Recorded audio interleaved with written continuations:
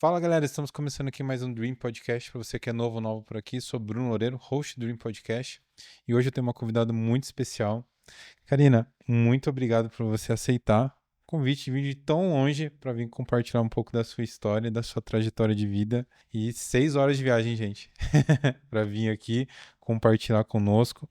Muito, muito obrigado mesmo. Bruno, prazer todo meu. Agradeço o convite imensamente aí a todos que acompanham esse podcast maravilhoso.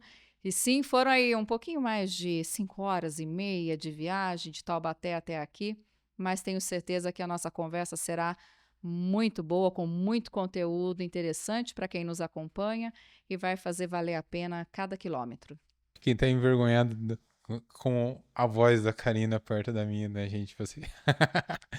Gente, eu conheci a Karina, um casamento que a gente fez em comum, da Gleice e do Miguel, e eu fiquei muito impressionado com o seu trabalho. Já no dia, né? Eu comentei com você, pela voz que você tem, o texto que você falou no dia, eu fiquei muito emocionado. E como que isso refletiu no nosso trabalho no vídeo do casamento, né? E depois disso a gente manteve contato e eu falei, nossa, que legal o seu trabalho. Então, eu fiquei muito feliz de você ter aceitado, porque é uma profissão assim que, que ainda não são muitas pessoas que conhecem o trabalho do celebrante, não são todos que levam, né, com essa paixão, que nem eu vi, o carinho que você teve em toda a trajetória do casamento da Gleice e do Miguel, né, que não foi só ali no dia, né.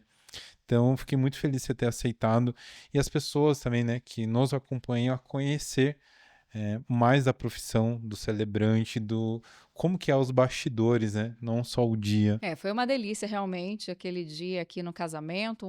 Eu sempre tenho o privilégio de conhecer excelentes profissionais, assim como você.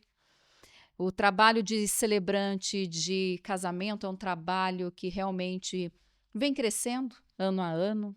Já são 9 anos celebrando casamentos, celebrações autorais, personalizadas e exclusivas para cada casal. Eu não tenho cerimônia padrão, Bruno. Eu acredito que isso que também tenha feito seus olhos brilharem diante do meu trabalho, porque cada trabalho é executado, cada cerimônia é escrita para o casal. Cada cerimônia, cada palavra, ela é pensada em toda a história que o casal trouxe para mim. Eu faço uma reunião prévia com eles, em torno de um mês antes da data do casamento, e nesse dia, então, eles contam para mim parte dessa trajetória da vida, eles vão contando um pouco sobre o estilo deles, as coisas que eles gostam. A gente tem uma conversa muito livre, muito ampla, e então eu vou sentindo o casal. Eu vou sentindo o jeito deles, se eles são mais conservadores, se eles são mais espontâneos, mais brincalhões. Cada sorriso, cada brilho no olhar, cada palavra, cada história que eles me contam, eu vou tomando nota de tudo isso. E então nós construímos juntos. Eu digo construímos juntos porque eu, junto a eles, a gente vai fazendo o roteiro prévio da cerimônia.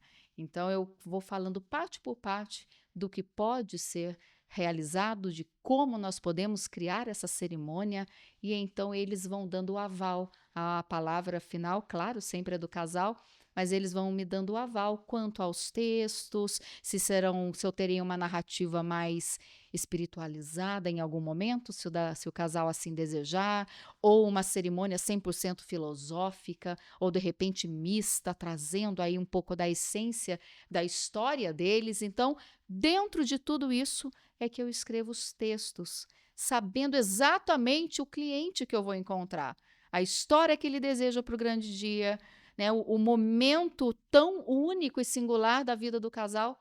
Eles vão ter ali uma cerimônia 100% dedicada para eles, escrita para eles. E eu só consigo fazer esse trabalho, realizá-lo, porque a minha base, antes de ser celebrante de casamentos, eu sou comunicóloga, eu sou jornalista. Então, eu atuo na área de comunicação há mais de 20 anos. Então, eu trouxe toda a minha expertise da área da comunicação, né, de toda a minha escrita. Eu já passei por jornais, por TV, por rádio. Então, toda a minha bagagem da comunicação eu trouxe para dentro das minhas cerimônias. Então, não basta apenas também ter textos bonitos. Porque hoje em dia, com a inteligência artificial, a gente consegue criar textos até para quem não sabe, não tem a dinâmica, né, de escrever realmente textos autorais e acaba recorrendo à inteligência artificial. Você vai ter ali um texto bonito para você ler, mas não basta ter um texto bonito. Esse texto precisa fazer sentido. Ele precisa ser a essência do casal. E você tendo esse texto que foi criado para eles, não basta também só o texto, porque você precisa dar vida a esse texto. Você precisa trazer na fala, na entonação vocal, no volume, no timbre, na velocidade, nas vírgulas, na pausa, na respiração, a emoção do momento. E é isso que faz, graças a Deus, com que o meu trabalho cada vez mais esteja aí ganhando força, ganhando clientes, claro, e que os clientes realmente eles têm passado por mim e deixado boas histórias e bons feedbacks aí diante daquilo que eu tenho entregado com a máxima excelência, porque é o mínimo que eu tenho que entregar para os meus clientes, é a excelência daquilo que eu exerço. Além de tudo que você acabou compartilhando, que envolve, né, o casamento, né? É toda essa dedicação, não é só um trabalho, né? E eu queria entender como que você chegou na profissão celebrante, né? Porque você passou por várias é, vertentes ali da comunicação, mas dá para ver ali que o casamento, ser celebrante, para você tem algo especial ali, né? Durante a minha carreira na área do jornalismo, eu desenvolvi um trabalho dentro do jornalismo político. Foram anos e anos na área política. Boa parte das minhas pós-graduações, eu tenho algumas, e boa parte delas estão dentro aí voltado para o jornalismo político, para o marketing político. Então, foi um viés que durante muito tempo eu atuei, né, nessa assessoria de imprensa, na assessoria política, treinei muitos candidatos, trabalhei em inúmeras campanhas. Então, foram anos e anos voltado para a comunicação política. E com o passar do tempo, Bruno, eu, embora seja apaixonada até hoje pela política, eu cheguei num ponto que eu estava realmente cansada já estava bastante esgotada diante do cenário que eu vinha vivenciando dentro da minha área e decidi, então, partir para um novo projeto. Mas eu queria que fosse um projeto meu, porque até então eu fui funcionária pública, concursada, funcionária pública comissionada, trabalhei como CLT também, né, sob CLT, então eu já tinha passado por todas as nuances de trabalho e ainda não havia empreendido. Falei, bom, agora é o momento de empreender. É o momento de trazer essa bagagem toda para dentro de um trabalho onde eu possa executar aquilo que eu amo, que é a minha paixão, a comunicação, mas é algo meu, que eu pudesse trazer a minha visão de valores, de ética. Porque quando você está assessorando, né, alguém, ou trabalhando para alguém, ou para uma empresa, ou para uma instituição, você entra automaticamente dentro do viés da identidade corporativa daquela empresa, da missão, da visão, dos valores que aquela empresa traz e está tudo certo, porque essa é a dinâmica, né, de quando se trabalha para alguém ou para, né, uma empresa. Mas muitas vezes a gente não consegue trazer a nossa visão realmente de valores, a nossa visão de princípios profissional para dentro, para executar realmente dentro do trabalho que a gente exerce. Então eu senti a necessidade, Bruno, de ter a minha própria empresa e daí ali traçar as estratégias, os caminhos, atingir os objetivos que eu tinha em mente. E foi assim que eu, então, comecei há 9 anos. Criei o Carina Bizarria Comunicação, a minha empresa de comunicação. Então, inicialmente, eu parti para o CNPJ, não já como celebrante de casamento, foi um pouco mais adiante, não demorou muito, mas eu iniciei com treinamentos de oratória, de retórica, trabalhando para empresas, fazendo treinamentos de alta performance, de comunicação empresarial. É o que eu faço ainda até hoje. Eu ainda continuo atendendo várias empresas, fazendo todo esse trabalho. Mas logo eu percebi que eu precisava sair um pouco, também abrir a minha possibilidade, o meu leque, porque até então o meu nome e a minha imagem estava muito vinculada à política. Então, as pessoas, embora eu não estivesse mais dentro do universo, né, não estivesse mais diretamente trabalhando para nenhum político, eu tinha essa imagem ainda muito vinculada, porque foram realmente muitos anos trabalhando em prefeituras, trabalhando no governo do estado. Então, foram muitos anos aonde a minha imagem ficou atrelada, e quando eu abri a minha empresa de comunicação, quais foram os primeiros clientes, os primeiros a me procurarem? Os candidatos, os já políticos trabalhando, assessores, pessoas que continuavam sendo no métier da política.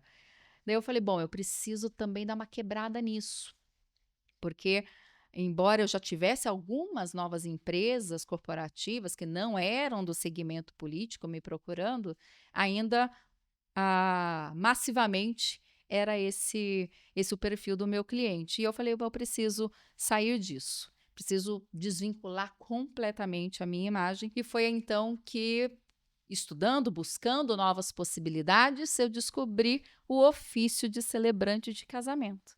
E descobri que eu poderia fazer dele aí realmente um viés bem interessante, tendo em vista que eu já trabalhava na área da comunicação e o celebrante precisaria saber escrever bons textos, ter uma boa oratória, uma boa dicção, levar a emoção para aquele momento do casal. E então eu comecei a trilhar esse caminho e foi uma das melhores escolhas da minha vida, porque hoje, dentro dos 100% da minha vida profissional, eu digo com toda certeza que 80% dela está dedicada para as celebrações de casamento.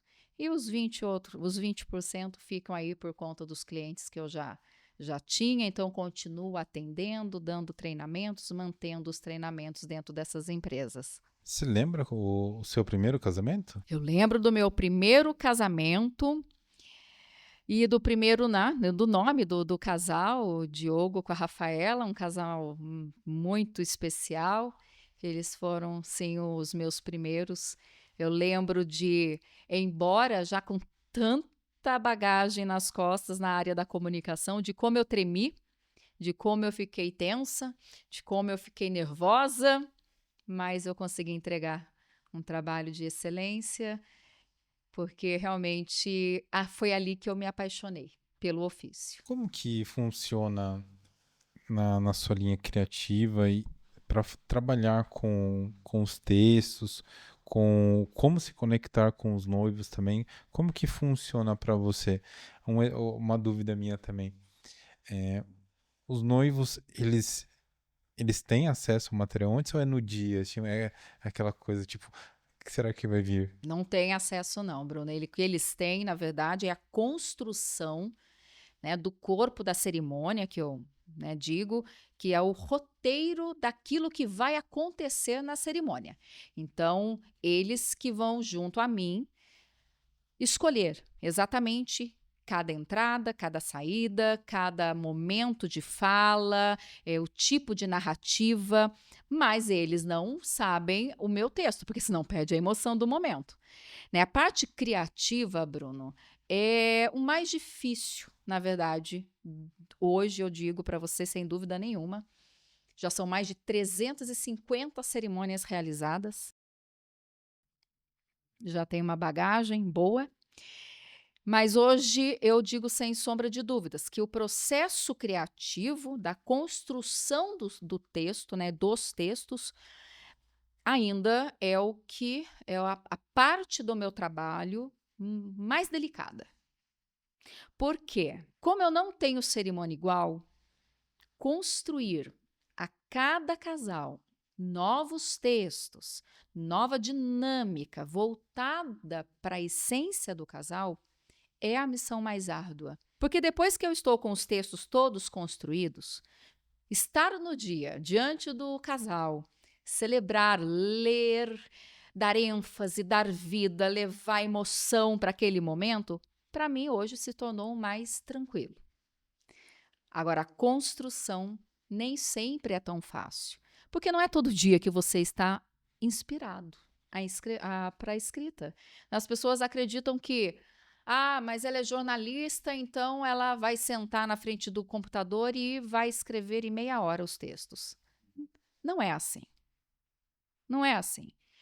Tem dia que eu fico tentando, parece que eu não consigo pegar o início, não consigo sentir a história. Enquanto eu não consigo sentir a história, eu não consigo transmitir para os meus textos. Eu preciso sentir. Eu preciso estar inspirada. Então, o processo criativo, não só para quem escreve, mas eu acredito que para todos que produzem algum tipo de trabalho, onde você realmente precisa de inspiração para criar algo, não é uma dinâmica fácil. Tem dias pesados, todo mundo tem a sua vida cotidiana, coisas, né, assuntos que às vezes no dia te abalam, te tiram ali do eixo emocional, e daí de repente naquele dia você precisa escrever um texto de amor, um texto que leve, né, palavras que vão engrandecer, porque não são palavras soltas, são palavras que precisam fazer sentido para sentir. Então, eu preciso entender qual é a dinâmica emocional que eu estou naquele momento. Porque dependendo da emoção que eu esteja sentindo diante do meu computador, é aquilo que eu vou transmitir nas minhas palavras escritas. Então, às vezes eu escrevo, paro, leio, releio, falo, não é isso. Você já teve algum exemplo assim, você sentiu um cheiro, você viu uma cor e você lembrar de uma memória, algum momento, alguma história? Não, 100%, porque isso são os gatilhos mentais que a gente tem, né, quando a gente faz uma ligação de uma emoção com um dos nossos sentidos. São âncoras. Dentro da sua linha de produção criativa, você tem algumas coisas que te ajudam? Exemplo, uma música, ver alguma coisa. Você tem alguma coisa que, tipo, pra gente que trabalha com o criativo, até a gente tava conversando isso, né? Não tem um caminho certo, né? Tipo, não tem o manual, né, do texto perfeito pro casal, não tem. Cada pessoa é diferente, que nem você falou. Cada casal você vai falar de um jeito diferente. Mas é, tem coisas que te ajudam? Por exemplo, é uma música. A inspirar, sim. Cada profissional ele vai criando, né, mecanismos para que ele possa, então, conseguir desenvolver o trabalho dele da melhor forma. Então, no dia que eu sinto que eu não estou tão inspirada ou no foco, então é possível a gente trazer esses mecanismos. Sim, uma música que te acalma, um ambiente tranquilo, acolhedor.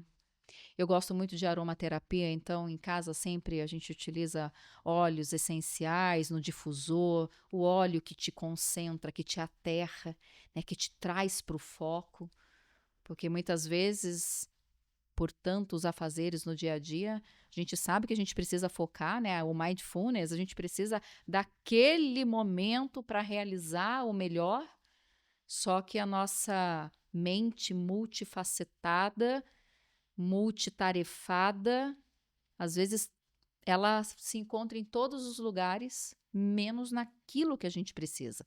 Então, naquele momento, eu preciso trazer o foco. Eu preciso, não, preciso focar aqui. Eu preciso sentir a história. Eu leio, releio, porque cada conversa, né, que eu tenho com o casal, na entrevista, eu vou tomando nota de muitas coisas. Eu escrevo não só a história que o casal traz para mim, os momentos que eles trazem, que eles vivenciaram, os pontos importantes, o, né, o estilo de cada um, mas eu também vou tomando nota de coisas que eles, para eles não disseram para mim, verbalmente. Mas o que a gente capta do não verbal, ele é imensamente maior do que aquilo que é verbalizado.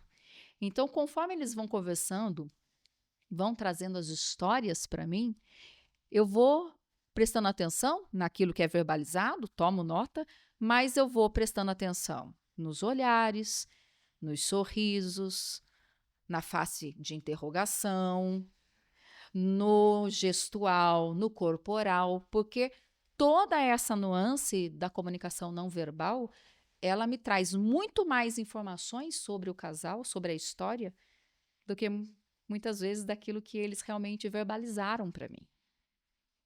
Então, tudo isso que eu tenho anotado, eu vou recapitulando mentalmente, vou descobrindo, vou lembrando das cenas, e por isso até eu faço as minhas entrevistas com 1 mês antes da data do casamento. Tem casal que diz para mim, mas por que tão próximo?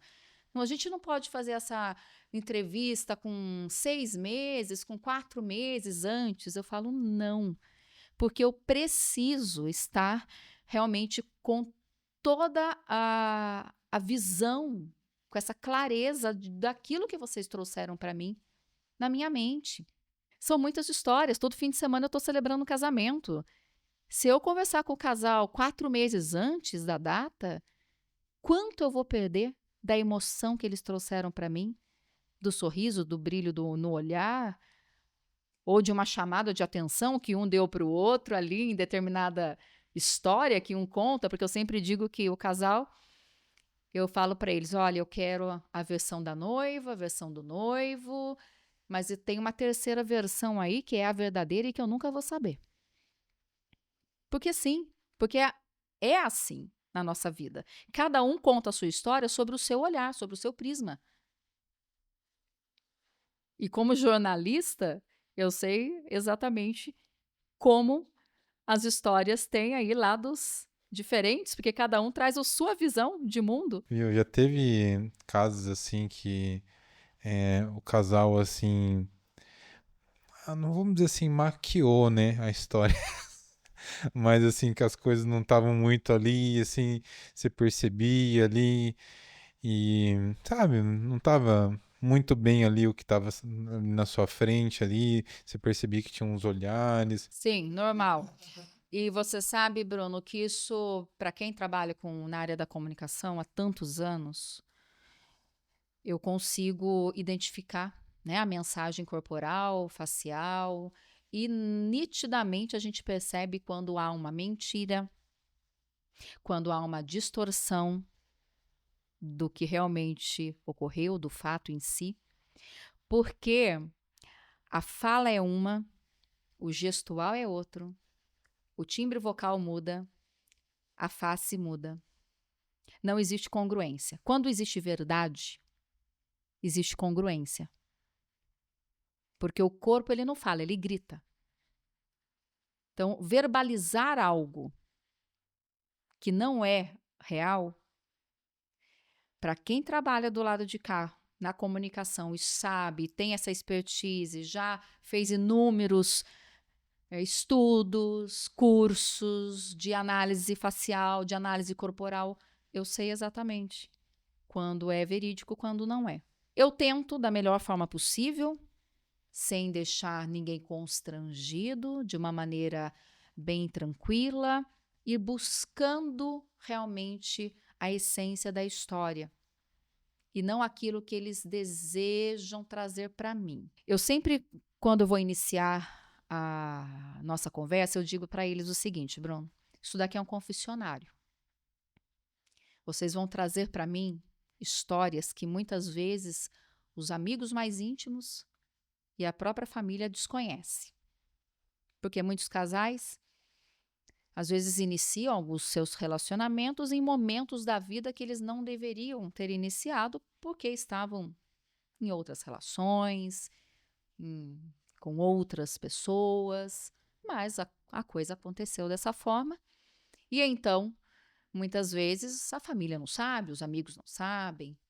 Lá atrás, quando eu iniciei, ainda era um tabu falar de relacionamento através do Tinder. Hoje é a coisa mais natural do mundo. Mas o casal, ele vinha, contava uma história, tentando florear uma história, e depois, conforme eu, obviamente, já percebia que aquilo não era o verídico, na base da confiança, na conexão, de trazer a verdade, de deixá-los muito confortáveis com aquilo que eles iam trazer para mim. E criando sempre esse elo de que só será dito na cerimônia aquilo que vocês me permitirem dizer. Isso é muito importante, Bruno. O casal, muitas vezes, eles trazem as histórias para mim, contam a verdade do fato, só que daí, diante da história, eu já vou colocando as situações. Isso é de conhecimento? A família sabe, não sabe? Pode ser utilizado em algum momento da minha construção de narrativa? Vocês se sentem confortáveis com essa história? Tudo isso eu questiono na hora da nossa conversa. E eles vão dizendo para mim, isso é de conhecimento, isso pode, isso não me deixa confortável, isso nós não queremos. Então é uma conversa muito aberta, muito franca. E quando a gente termina a construção do roteiro, eles sabem exatamente que eu vou levar para o meu texto aquilo que eles desejam, não o que eu quero. Eu achei bem legal isso aí. Mas sempre, eu tive um casamento. Vou elucidar essa história que eu acho que vai ficar mais fácil. A noiva quis fazer uma surpresa pro noivo. E ela se preparou pra fazer a abertura na hora que ela ia entrar, ela ia cantar. Mas era tão surpresa que ninguém sabia. E aí no dia até a cerimonialista ficou sabendo e ela falou assim, não, mas é a música e tal. E depois disso eu sempre converso com as noivas, ó, não tem segredo, hein? E tem casos assim que ou o noivo quer fazer uma surpresa pra noiva, ou a noiva aí manda pra você alguma coisa pra você falar e isso criar um impacto um no outro. Acontece sim de repente alguém querer fazer, né, uma surpresa, não só o noivo para a noiva e vice-versa, como também, às vezes, familiares, o pai, a mãe. Já teve alguma história muito bonita que você pode compartilhar com a gente? Hoje em dia, o casal, eles estão tentando ao máximo trazer uma veracidade, isso é ótimo, para dentro, né, do casamento, uma coisa muito aberta, onde ambos saibam, né, o que vai acontecer. O que acontece, por exemplo, já recentemente, até mesmo faz pouco tempo, eu celebrei um casamento aonde o noivo ele quis entregar uma joia, né, para a noiva, uma joia que ela não sabia, obviamente, que ele iria comprar.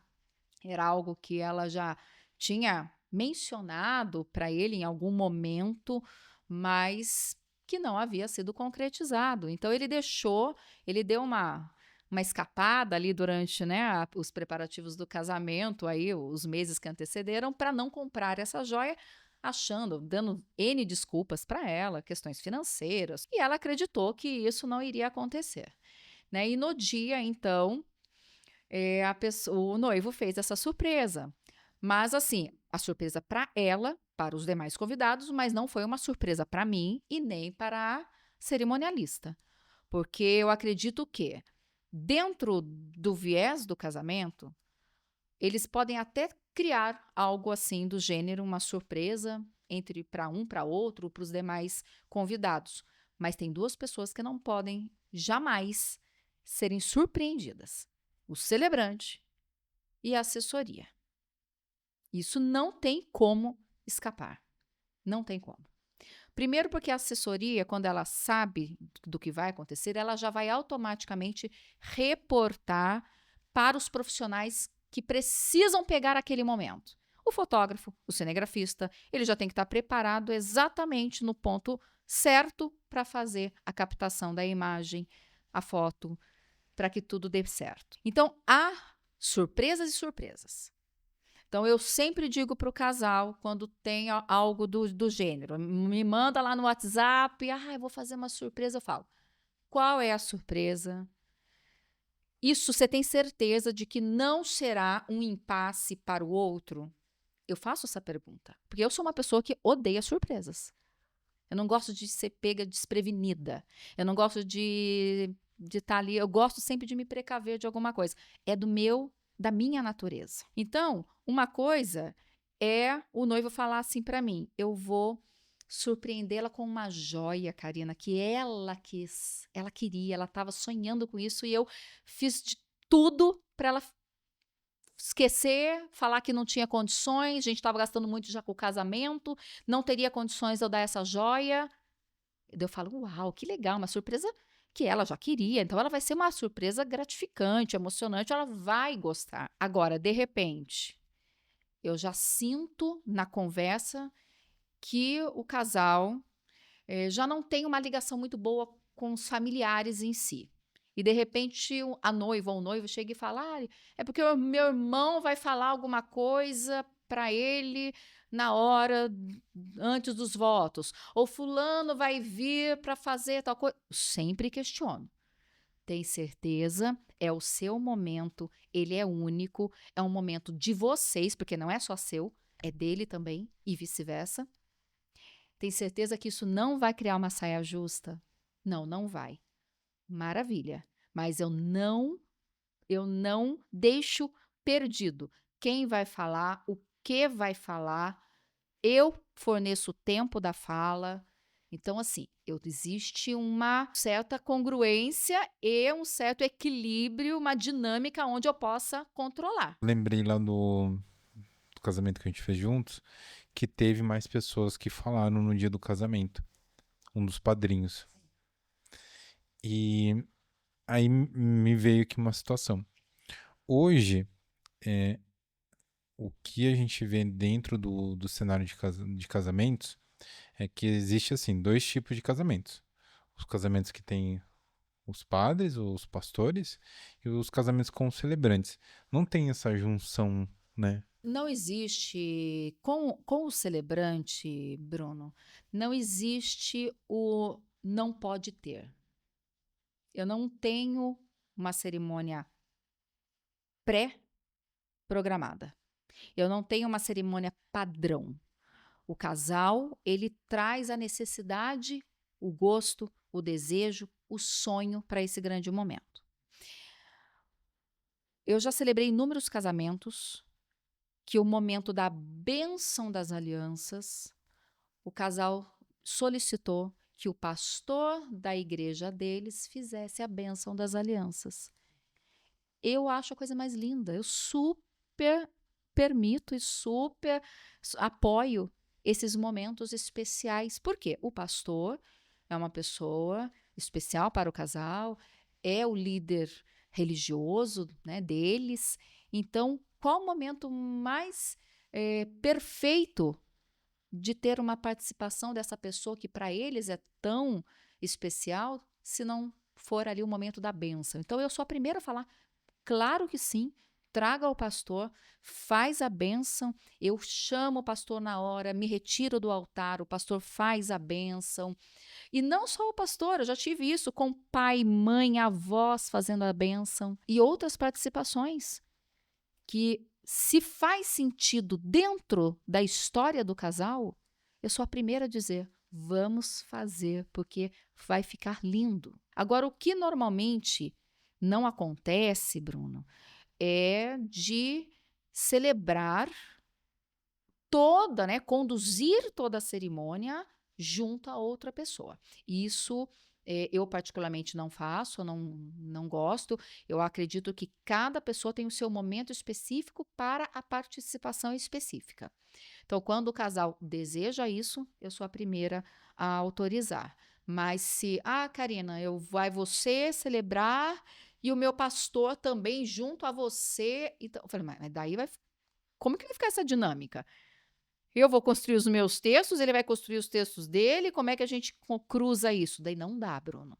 Daí, realmente, para mim, não sei se tem outros profissionais que fazem isso, na minha dinâmica de trabalho, não dá, eu não consigo. Hoje a gente vê assim que os casamentos, eu percebi muito depois da pandemia que o casamento eles transformaram, tipo, muito.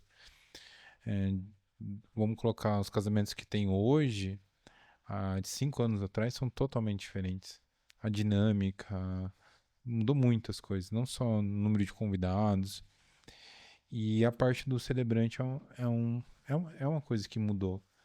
Eu vejo que vem crescendo mais, mas eu vejo ainda, não sei, né? Talvez é o meu público, né? É, ainda existem mais pastores, padres fazendo, talvez por vínculo familiar, aquela relação, né, de crescer ali com aquele padre ou pastor, aquela igreja, às vezes. Você, dentro desse, vamos dizer assim, mercado, desse mundo do casamento, você já teve situações assim que não foi bem aceitas em relação a essa parte que é mais, vamos dizer assim, entre aspas, tradicional dos padres, os celebrantes, na grande maioria são homens, né? Não sei se eu tô falando do jeito mais assim possível, mas infelizmente a realidade. Bruno, quando eu comecei, né, há 9 anos, uma das grandes dificuldades enfrentadas por mim foi justamente a quebra de um paradigma, a quebra de um tabu, porque até então, quando se falava de um celebrante, vem a figura do padre, do pastor, de um ancião, de uma determinada igreja, de uma determinada religião, mas pouco, praticamente quase nunca, vem a figura feminina, a figura da mulher celebrando um casamento.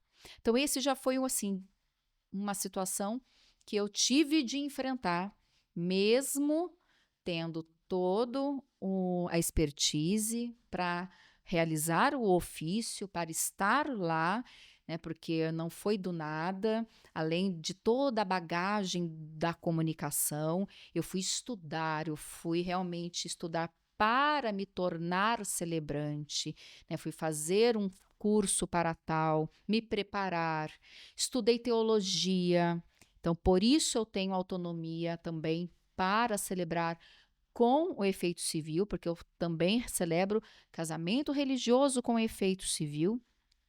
Mas lá atrás, a grande dificuldade foi justamente quebrar esse paradigma. Os casais diziam assim para mim: nossa, a gente quer muito que você celebre o nosso casamento. Eu quero muito a sua cerimônia, porque eu já sei como você é, eu te acompanho, mas eu tenho que convencer a minha mãe, a minha avó, meu pai, que querem que eu case dentro do templo religioso. E eu super entendo, até hoje entendia, continuo entendendo, porque sim, a religião é muito importante na vida, né, do ser humano, a religiosidade, a espiritualidade, e muitos ainda professam religiões nas quais eles têm, obviamente, ali, né, o pastor, a figura do padre, para oficializar essa união dentro do templo religioso, dentro da igreja. No entanto, Bruno, já de uns anos para cá, o que eu tenho verificado é justamente uma crescente de mesmo essas pessoas que praticam a religião, né, que são católicos, praticantes, que são evangélicos, não importa a denominação evangélica, mas que são praticantes, eles têm buscado fazer o quê então? oficializam o casamento na igreja, com o pastor, com o padre, num dia convencional, um final de semana, sem toda aquela preparação, pompa e circunstância do casamento, e deixam para o grande dia escolhido, para o dia que realmente vai ter todo o evento social, a festa, os amigos, todo aquele preparativo do casamento, ter um celebrante profissional. Por quê? Embora o casal tenha lá um vínculo com determinado sacerdote, com determinado pastor, nem sempre esse pastor, esse padre vai ter a dinâmica de poder conversar com o casal antes, de entender a história, de personalizar o texto. Muitas vezes a igreja não permite o que o casal sonha para esse grande momento. Tem igrejas que não permitem músicas que não sejam músicas religiosas. Tem igreja que não permite, por exemplo, se você deseja ter um tema de um filme específico tocando dentro da igreja. Então, essa música, que não é uma música religiosa, não é permitida. Então, várias outras nuances. Tem casal que quer que o pet entre com a sua aliança, entre outras coisas. Então, existe essa barreira entre o que é permitido dentro do templo religioso e das infinitas possibilidades com um celebrante. Não é que com o celebrante seja oba-oba. Não é desse jeito. De jeito nenhum, não comigo. Eu tenho uma doutrina, eu sigo um padrão, eu tenho sim, mas eu abro possibilidades de sonhar junto com o casal, de ter rituais onde eu saia daquele padrão extremamente tradicional, aonde o casal ele tem a possibilidade de criar a cerimônia junto comigo. Então isso tem encantado os casais, que muitas vezes, quando eles não procuram o celebrante para fazer todo o casamento, quando eu digo todo, é efeito civil, com tudo, quando existe ainda essa barreira da fé, da religiosidade, muitos têm buscado fazer justamente o que eu mencionei. Casa, lá tem a bênção do padre, tem a bênção do pastor para poder seguir caminhando dentro da sua fé, praticando a religiosidade que trazem, mas deixam para o grande dia lá, para a parte social, ter um celebrante profissional que possa levar e conduzir a cerimônia do jeito que eles sonharam, construída para eles. Cada palavra, cada texto, cada momento. Então, eles percebem que na cerimônia, né, com um celebrante que trabalha dessa forma, porque nem todo celebrante também trabalha dessa maneira, tem celebrantes que já têm os textos produzidos previamente e troca-se apenas o nome do casal. Não trabalho dessa maneira. Não estou aqui indagando quem faz, quem não faz. Cada um tem cada um tem a sua dinâmica de trabalho. Cada um trabalha de uma determinada forma. Não é a minha dinâmica. A minha dinâmica realmente é construir cada texto de maneira personalizada, exclusiva e única. Porque cada casal é único. Cada casal traz a sua história, que é única. Então, eles merecem ter uma cerimônia exclusiva. Eu acho que na parte do celebrante, o que a gente vê que é mais difícil é essa conexão que muitas das vezes nem parte do casal, né? É a mãe, é a avó, é o pai, e o casal ele quer fazer uma coisa, mas a família quer outra.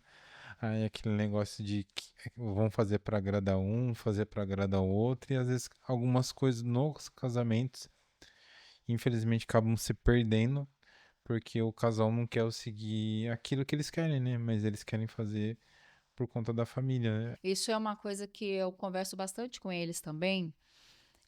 Eu entendo, Bruno, que é importante que todos que lá estarão, né, os convidados, os pais, os familiares, os amigos, se sintam acolhidos, se sintam pertencentes à cerimônia. Afinal, a cerimônia também é para eles, né? E todos nós, eu costumo dizer que a nomenclatura do meu ofício é celebrante, mas todos nós celebramos. Né? Lá naquele momento, eu sou apenas um instrumento de condução. Mas quem que celebra o grande dia? A Karina? Não, todos que lá estarão. Então eu entendo que a cerimônia, muitos casais, eles têm essa preocupação de agradar os familiares, de agradar os amigos, mas principalmente os mais próximos, claro, pai, mãe, avós, irmãos. Mas existe uma linha tênue entre o agradar e o se desagradar. Eu sempre pergunto ao casal: isso que vocês estão fazendo, eu entendo que a gente vai precisar chegar num comum acordo, porque às vezes o casal chega e fala: eu gostaria muito que fosse dessa forma, mas se eu fizer isso, eu vou desagradar fulano e ciclano. Eu digo, primeiro, o casamento é de vocês. É o grande momento de vocês.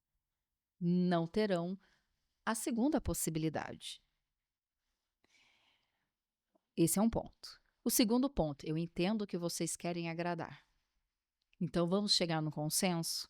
O que nós podemos fazer diante dessas nuances que vocês estão me trazendo, que seja algo que vocês possam ceder de um lado e os parentes, os familiares, os pais também possam ceder do outro para a gente chegar num equilíbrio. Que assim a gente equaliza. Não dá para fazer só o que vocês querem se vocês acreditam que também dessa forma vocês vão ficar chateados ao final da cerimônia porque desagradou, de repente, aquelas pessoas que tanto vocês amam também. Mas também não dá para agradar só essas pessoas que vocês amam e não agradar a vocês mesmos. Então a gente sempre tenta, né, ao máximo, equalizar, equilibrar para ter uma cerimônia harmônica.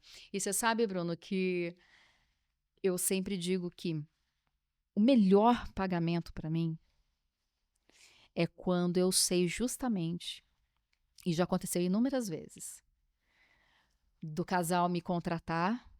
Isso mais lá atrás, hoje já, graças a Deus, já não passo tanto mais por isso, mas lá no começo, do casal me contratar contra gosto, às vezes da mãe, que é muito religiosa, do pai, que queria que casasse dentro do templo religioso, com o padre, com o pastor, e que ao término da cerimônia, a primeira pessoa que veio me agradecer pela cerimônia preparada para o casal é justamente aquela pessoa que não queria que eu fosse contratada.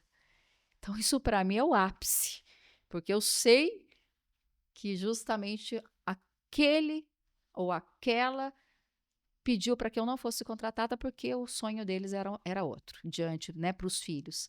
E receber esse feedback no final e ouvi-los falar: olha, foi a melhor escolha que os meus filhos fizeram e eu não imaginava que não poderia ter sido uma cerimônia mais incrível, acolhedora, com a presença de Deus.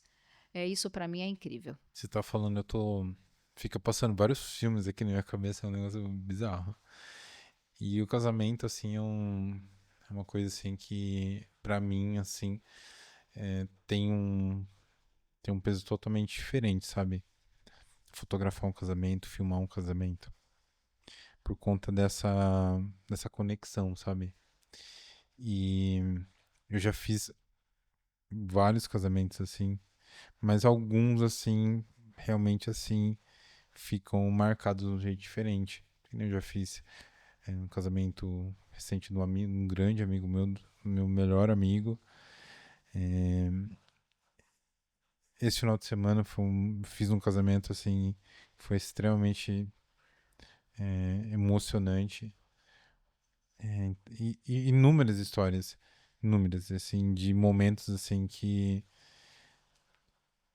dá para lembrar que, puta, nossa, ali aconteceu algo especial. E não só algo especial, porque todo casamento é especial, mas algo especial que mudou aqui dentro, sabe? E ou eu me emocionei, ou eu segurei o choro, mas depois eu fiquei emocionado. E cada casamento eu fui aprendendo, e saindo sempre muito grato, sabe? Porque para mim o casamento é uma oportunidade de viver algo muito especial, sabe? Eu não sei se você tem esse mesmo sentimento, e eu queria te perguntar se você já teve isso também, de ter um casamento que ou se você se emocionou Eu lembro do primeiro casamento que eu chorei, assim, me fotografando, assim. E queria saber se você já teve uma situação, assim, que você se emocionou, é, ou depois, como que foi isso pra você? Você sabe, Bruno, que todo casamento, em algum momento, eu tenho que me controlar. É natural. E que bom que isso acontece. Significa que, mesmo profissionalmente, eu preciso estar ali com todo o meu emocional controlado diante de qualquer adversidade que possa acontecer. Mas ao conduzir a cerimônia, ao expor os textos que eu escrevi, quando eu sinto essa emoção, quando eu vejo o brilho, principalmente, quando eu vejo o olhar do casal na minha frente, as lágrimas escorrendo diante de um link, de um texto, de uma palavra que eu levei para eles, isso é um momento muito gratificante e muito emocionante, que óbvio, eu sou humana, eu sinto naquele momento. Só que eu não posso, né, não vou poder também ali começar aos prantos, chorar junto com o casal, porque eu preciso dar continuidade à cerimônia. E mas sim, cada casamento tem um momento específico. Eu não vou falar para você que é a cerimônia inteira, porque eu também estaria aqui mentindo. Mas existem momentos da cerimônia e às vezes você fala assim: "Ah, mas qual é o momento? O momento da bênção, o momento", nem sempre. Às vezes é um momento simples que eu não deveria nem ter me emocionado tanto naquele momento específico, mas por algum motivo aconteceu. E eu me emocionei. E em todo casamento isso acontece. E que bom que isso acontece. E quando não é com o casal, eu olho, né, para os convidados que ficam muito próximos, os padrinhos, os pais, e vejo essa afeição deles, vejo a emoção no rosto, né, nos olhares. Isso é muito gratificante. E é isso que me motiva, é isso que me move a cada vez mais desejar estar junto aos casais, celebrando, conduzindo esse momento tão especial, tão único da vida deles. Eu me sinto muito honrada por participar de um momento tão especial. É muito difícil se você falar para mim, Karina, são mais de 350 casamentos que você mencionou. Diga para mim o nome de todos os seus casais. Ai, Bruno, não faça isso. Eu não vou saber. Não consigo. Não dá. A mente realmente chega uma hora que a gente não consegue gravar o nome de todo mundo. E às vezes até mesmo a fisionomia. Com o passar do tempo, você perde um pouco a fisionomia, né, dos casais que você já celebrou, porque são inúmeros casamentos. Mas eles não esquecem de mim, porque fui eu que estive à frente, conduzindo. Fui eu que celebrei o momento mais especial, possivelmente ali, se não o mais, mas estará dentre os mais especiais da vida do casal. E eu já passei por essa saia justa algumas vezes, de encontrar com alguns casais que, oi, Karina, oi, não sei. Eu, oi, Karina, nós somos seus noivos lá do ano de. Eu falei, minha Nossa Senhora, me perdoa.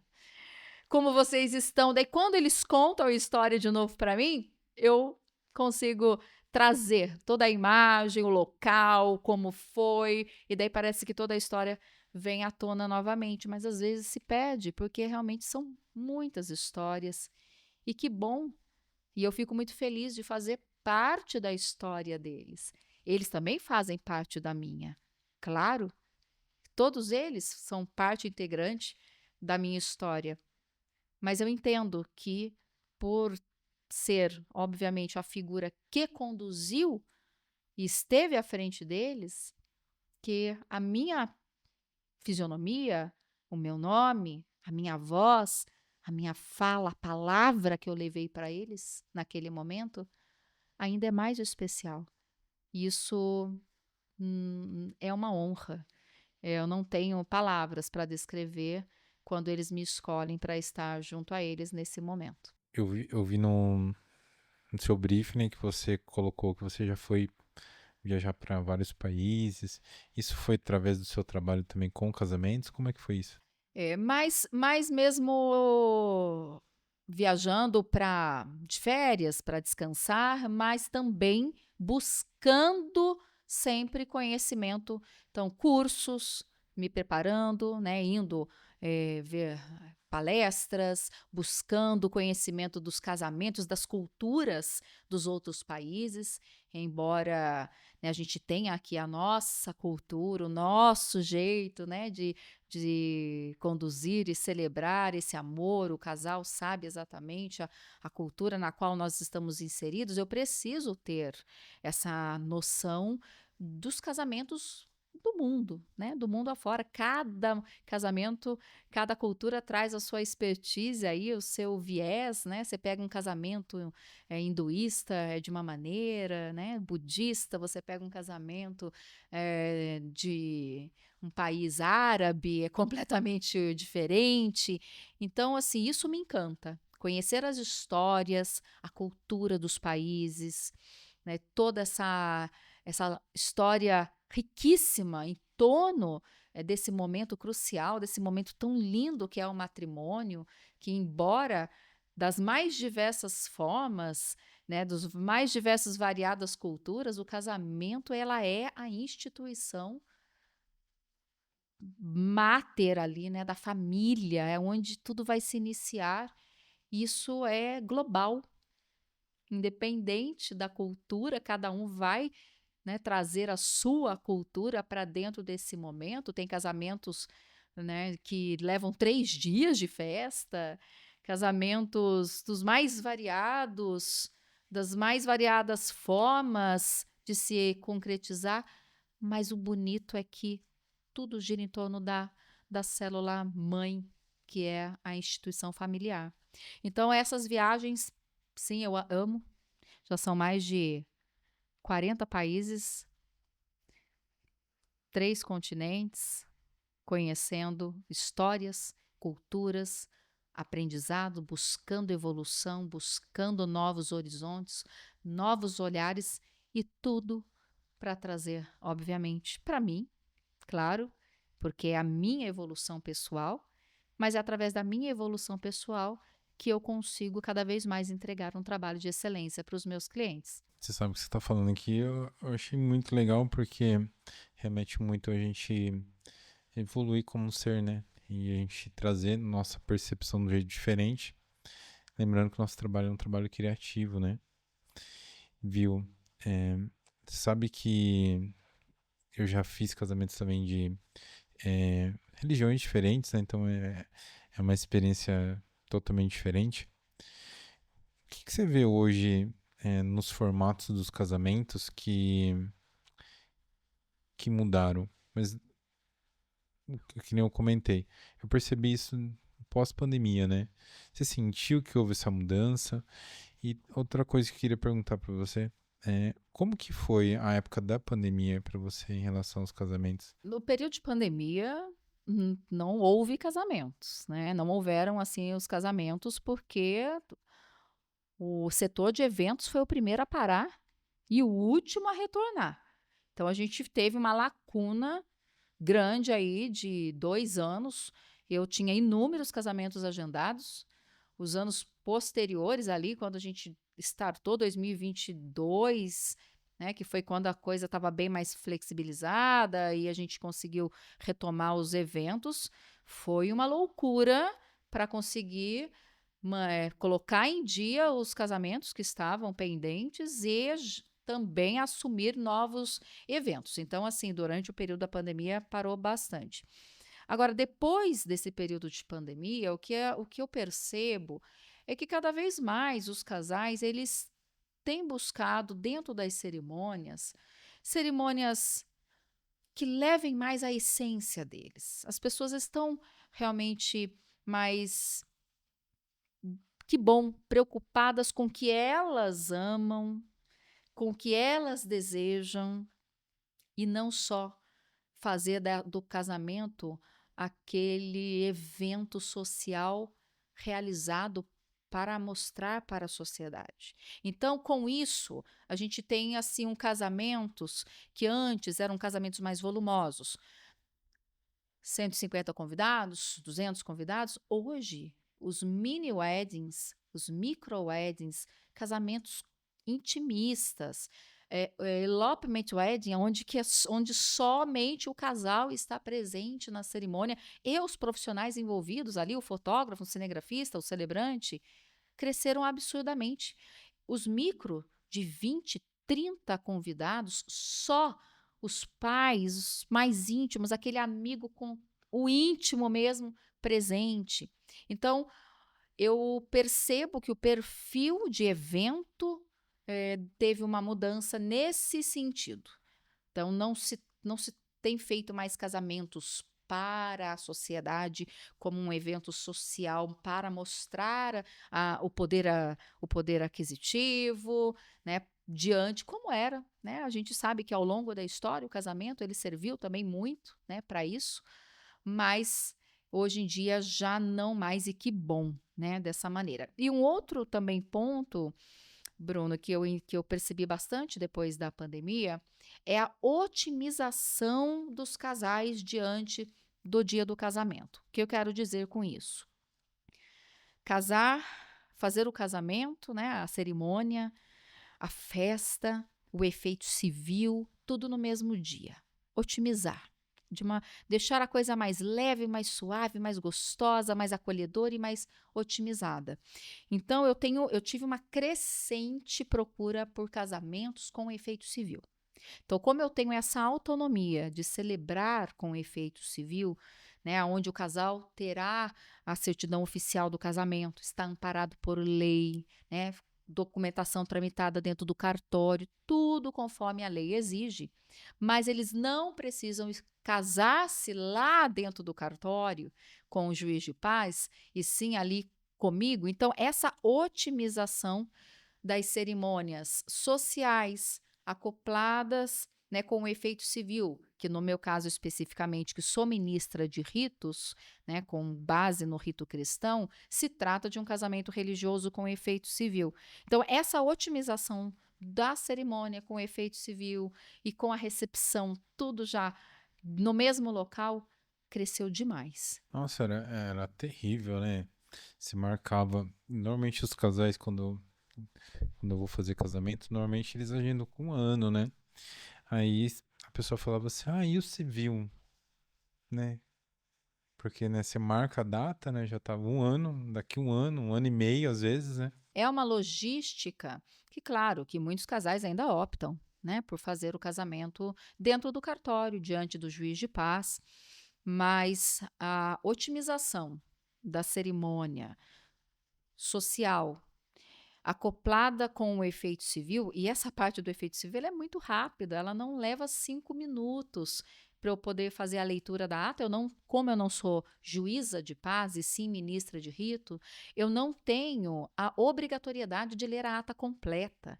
Eu não preciso ler, por exemplo, tem infelizmente alguns dados dentro do efeito civil que não precisam ser lidos, que não é de interesse dos demais, não deveria, né? Porque tem ali a escolha do tipo de comunhão que a pessoa, né, que o casal está optando, comunhão total de bens, separação total, parcial, é algo muito íntimo do casal. Outra coisa, quando o casal é de segunda união, o juiz de paz ele é obrigado a ler o nome do ex, da ex. Então divorciado de fulano de tal, no dia tal, tal, tal, no dia do casamento com outro. É obrigado. Então, assim, essa é a função do juiz de paz. Ele não é que ele faça isso porque ele quer, não, porque a lei exige. Como ministra de rito, eu não tenho essa obrigatoriedade. Eu leio apenas a lei que me ampara a celebrar o casamento com efeito civil. Se o casal vai alterar nome, né, e aonde foi tramitada essa documentação, né? Qual cartório tramitou? Então, eu estarei ali com a certidão de habilitação do casal, com a ata religiosa com efeito civil preparada para que eles assinem. Então, eu não tenho essa obrigatoriedade de ler a ata completa, de falar que tipo de comunhão, nada disso. Então, a minha leitura ela é muito breve, ela não leva 20 segundos. nós assinamos, as testemunhas assinam, então ao todo não dá 5 minutos. Então são 5 minutos que não vai deixar a cerimônia cansativa porque teve o efeito civil no dia. Então otimiza. Os casais têm buscado bastante. Nossa, eu já vivenciei essa cena de leitura de todas as informações. É um clima desagradável. Você tá galgando agora com a sua empresa, com os casamentos, para esse final de ano e começo de 2025? Quais são os seus projetos? Como que tá? Bruno, para esse ano, eu já estou, obviamente, com a minha agenda fechada. Só preciso aí dar continuidade nas cerimônias. Para o ano de 2025, eu ainda tenho algumas datas, muitas também já estão fechadas. Já estou com a agenda 2026 aberta.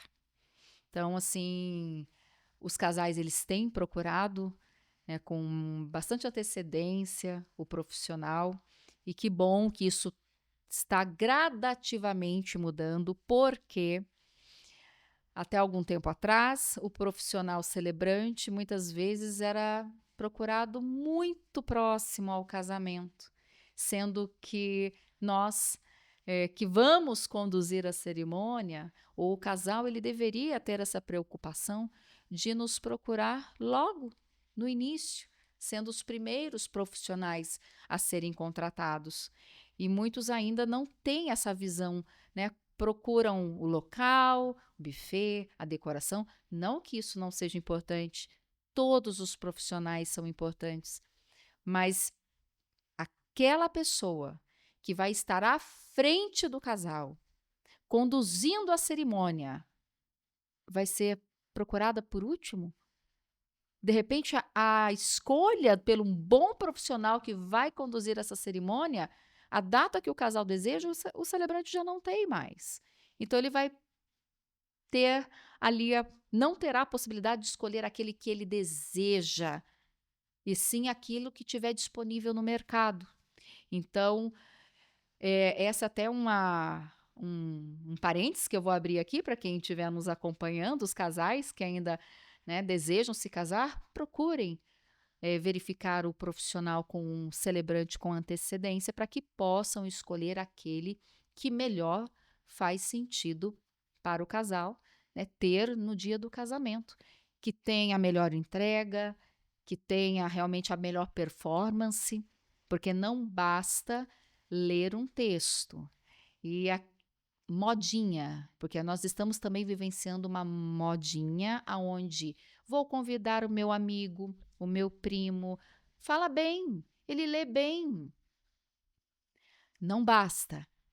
É o grande momento do casal. Nós temos 40 minutos, 45 minutos para entregar o melhor de nós.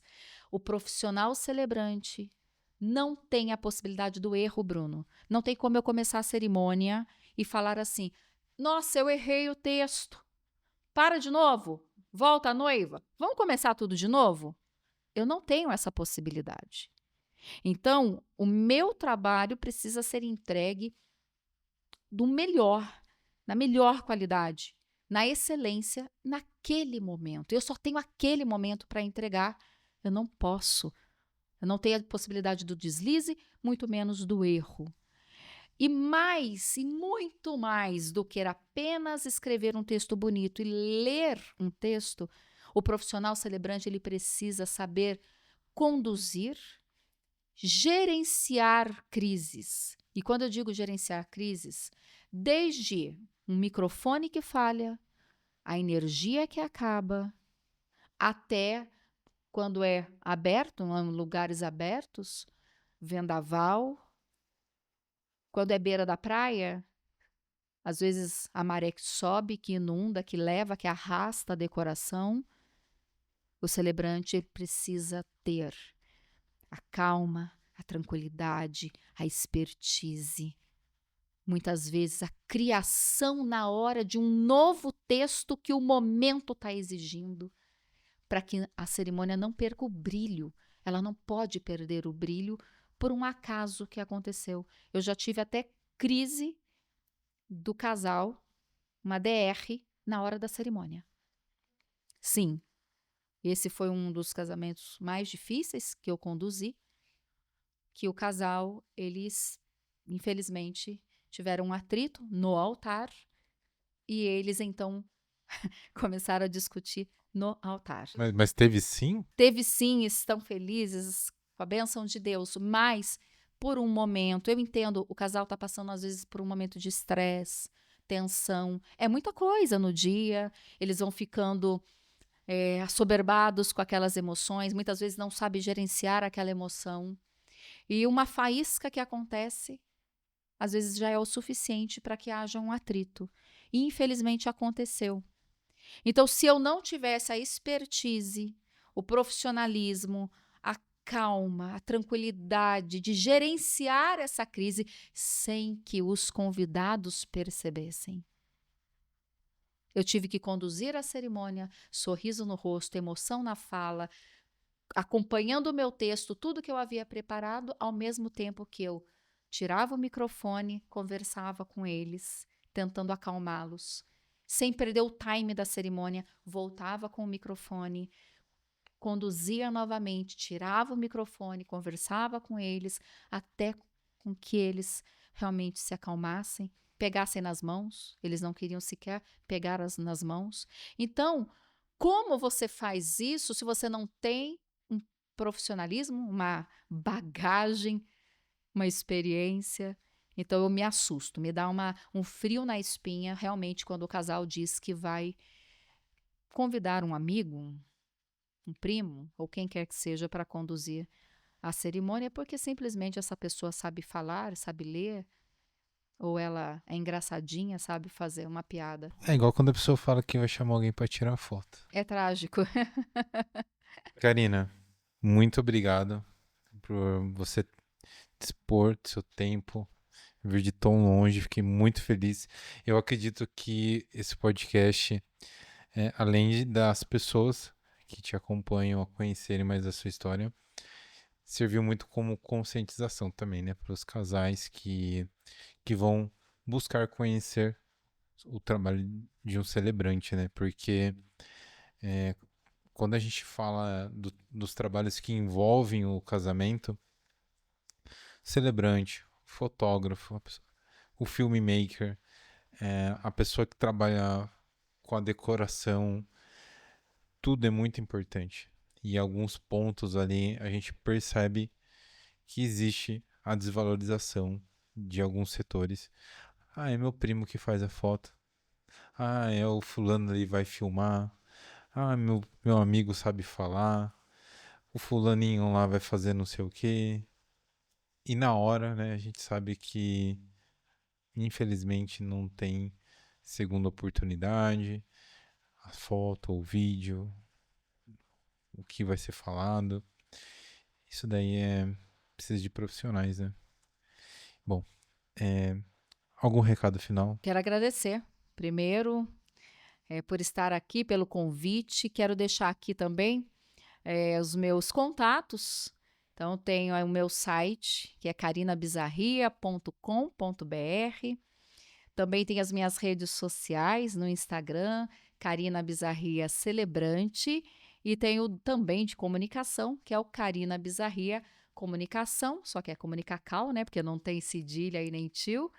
E o meu contato também, dentro daí dessas redes que eu deixei, tem lá o link do meu WhatsApp. Estão querendo um orçamento, conversar, tirar dúvidas. Eu terei um imenso prazer em atender cada um que está nos acompanhando agora. Obrigada, Bruno. Eu desejo a você mais e mais sucesso aí na sua jornada profissional, em todos os seus projetos, e que possamos estar juntos em tantos projetos aí que estão por vir. Gente, para vocês que ficaram até o finalzinho, só tenho a agradecer a presença de todos vocês aqui no Dream Podcast.